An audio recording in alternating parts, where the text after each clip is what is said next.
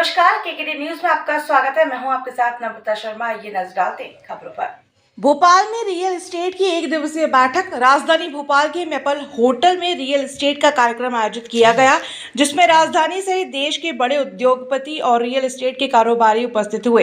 Real estate के अध्यक्ष अरुण गुप्ता ने जानकारी देते हुए बताया कि राजधानी भोपाल देश और प्रदेश की इकोनॉमी में रियल एस्टेट का एक बहुत बड़ा हाथ होता है।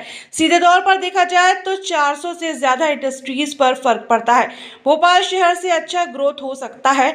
इन सब चर्चाओं को लेकर आज यह एक मीटिंग रखी गई है।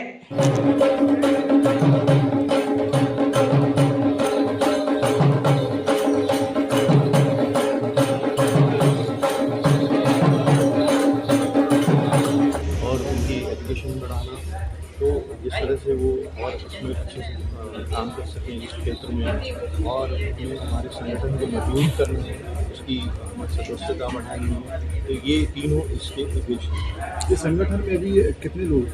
अभी इन लोगों के पास में करीब 70 लोग हैं, और ये 10-12 साल पहले शुरू हुआ है। अब 3-4 लोग ही थे, बट अभी काफ़ी अच्छी स्ट्रेंथ है। भोपाल में इस तरीके के आप कार्यक्रम जो करते रहते हैं, ये पहला कार्यक्रम है? इस तरह का ये पहला कार्यक्रम है। हमारे यहाँ एजुकेशन सीरीज वगैरह हम लोग करते रहते हैं, और बिजनेस इंटरेक्शन मीटिंग्स होती हैं, वो उस तरह के छोटे कार्यक्रम होते रहते हैं, बट इस लेवल का ये पहला कार्यक्रम है।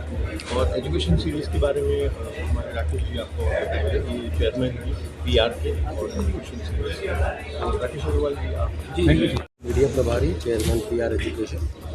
देखिए, रियल एस्टेट एजेंट अभी हमारे माननीय विधायक रामेश्वर जी भी कहके गए हैं हमारे कार्यक्रम में कि रियल एस्टेट जो है वो ज़मीन से जुड़ा है। रियल एस्टेट ही ऐसा व्यापार है जो आगे तक चल रहा है। हमारे आने वाली ग्लोबल इन्वेस्टर समिट जो 24-25 की हो रही है, उसमें जो रियल एस्टेट के जो निवेशक आएंगे उनके लिए हमारी और कैसे बेहतर ग्रूमिंग कर सकते हैं। हमारे जो एजेंट्स हैं वो यहाँ से बहुत चीज़ सीख के जा रहे हैं, जिसमें से मोटिवेशनल के द्वारा निगोशिएशन स्किल्स है, हमारे मार्केट के बारे में, रियल एस्टेट बंदे हैं। आशा है कि ये कार्यक्रम पूर्णतः सफल रहेगा। हमारे उपाध्यक्ष सुमित गोटी जी भी भूमिका है पूरे देश की इकोनॉमी में, प्रदेश की इकोनॉमी में, शहर की इकोनॉमी के ग्रोथ में ये बहुत महत्वपूर्ण है।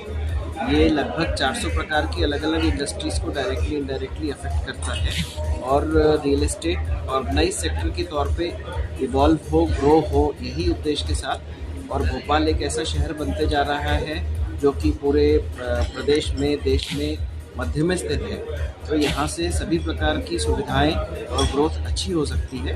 इसी उद्देश्य से यह उड़ान 2.0 का आयोजन किया गया। आप लोगों ने ये जो नाम रखा है फर्म का, रियल एस्टेट, ये कैसे बन रहा है और क्यों ऐसे? बेसिकली मैं आपको बताऊं, जैसा जो भी डेवलप कंट्रियां हैं, तो उनमें जैसे हमारे देश में एक सफाई वाले को बोलते हैं कचरा वाला, और फॉरेन में बोलते हैं क्लीनर। ऐसे ही ब्रोक माने तोड़ना, तो इंडिया में बोलते हैं ब्रोकर, जबकि वो एक्चुअल में रियल मेकर, दो पार्टियों को मिलाने वाला व्यक्ति है। तो US में उनको बोलते हैं रियल्टर्स, हमारे देश में बोलते हैं ब्रोकर्स। तो ब्रोकर्स किसी को तोड़ते नहीं है, जबकि दो लोगों को जोड़ते हैं। इसलिए हमारा जो नेशनल एसोसिएशन ऑफ रियल्टर है वो ब्रोकर्स को रियल्टर्स के नाम से संबोधित करता है, और उनके आगे $R यूज़ करता है। और मैं यहाँ भोपाल में नेशनल एसोसिएशन ऑफ रियल्टर का गवर्नमेंट बॉडी मेंबर भी हूँ, मैं और अरुण गुप्ता जी। Thank you. खबरों में बने रहने के लिए धन्यवाद। देखते रहिए केकेडी न्यूज।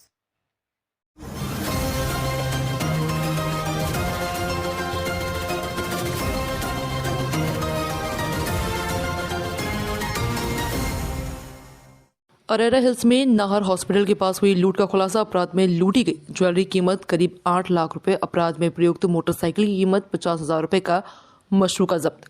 अपराध करने वाले दोनों आरोपी गिरफ्तार। अपराध में प्रयुक्त प्लेटिना मोटरसाइकिल जब्त। आरोपी ने नशे की लत और महंगे खर्च को पूरा करने के लिए की थी लूट।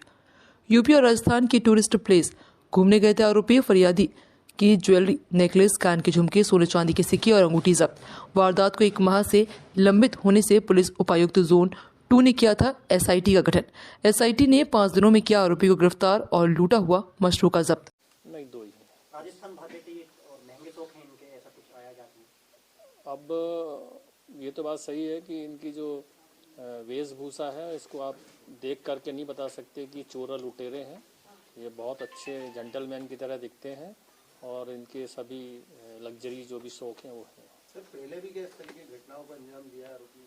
ये अभी और पूछताछ करेंगे तो पता चलेगा। तो ये सर एक माह पूर्व में वैसे भी जो लूट हुई थी एक माह पहले हुई थी, तो कुछ माल तो इन्होंने ठिकाने लगाया, बाकी माल इन्हीं के पास से जो नकद पैसा था वो इन्होंने खर्च कर दिया, जो ज्वेलरी थी वो मिल गई। वो इन्हीं के पास?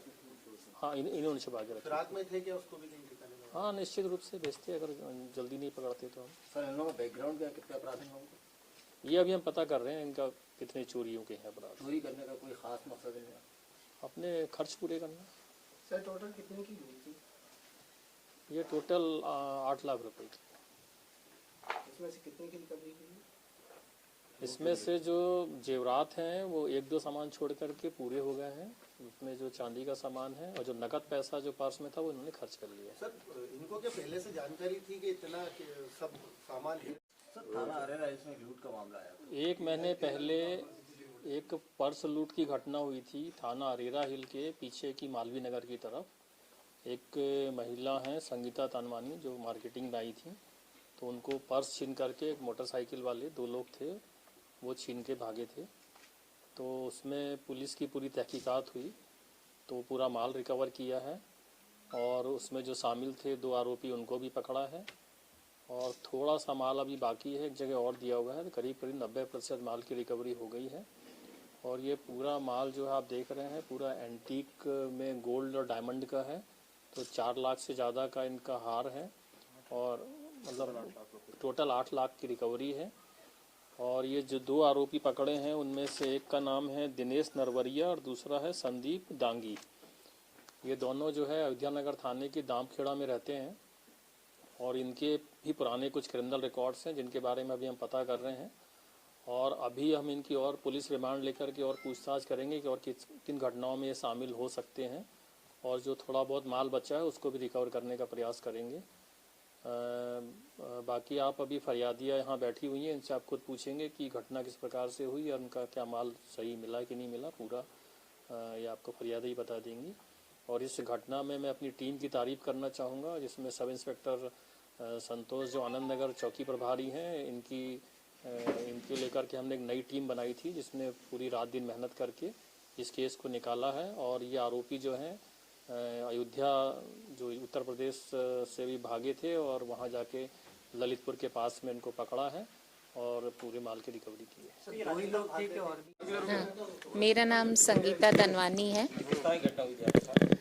मैं न्यू मार्केट गई थी शॉपिंग के लिए। मेरे बेटे की शादी थी 30 जनवरी को, तो कुछ डायमंड और सोने का कुछ काम था, उसके लिए हम जाने वाले थे मार्केट। और वहीं न्यू मार्केट में मेरे हस्बैंड का फ़ोन आया तो उनको क्लोडोर पे कुछ काम था तो हम उनके साथ वहाँ गए और वहाँ 1 घंटा हमको लगा और वहाँ से हम रोड क्रॉस करके रेड लाइट से मालवीय नगर की तरफ आ रहे थे। तो वहीं से हमारी गाड़ी वहाँ पार्क की हुई थी आगे और मेरे हस्बैंड की गाड़ी थोड़ी हमारी गाड़ी से पीछे थी। वहाँ उन्होंने हमको ड्रॉप किया और बोला आप लोग आगे अपने काम से चले जाओ। तो बस हम थोड़ा सा कदम आगे बढ़े और 2 मोटरसाइकिल वाले एकदम आए और एकदम पास से निकले और मेरे हाथ से बैग छीन के चले गए। क्या क्या रखा था? तो बैग में मेरा एक गोल्ड का सेट था, एक 10 ग्राम के गोल्ड कॉइन था, चांदी का सिक्का था, एक डायमंड की रिंग थी और डायमंड का एक सेट था और 30,000 कैश थी और एक मेरा चश्मा भी था। क्या लग रहा था ये लोग पीछे कर रहे थे आपको?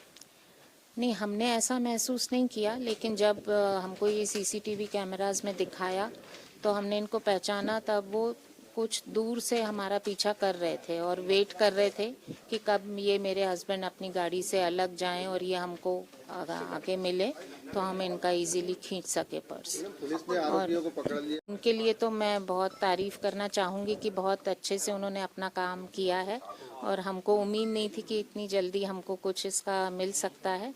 उसके लिए उनकी जितनी तारीफ की जाए वो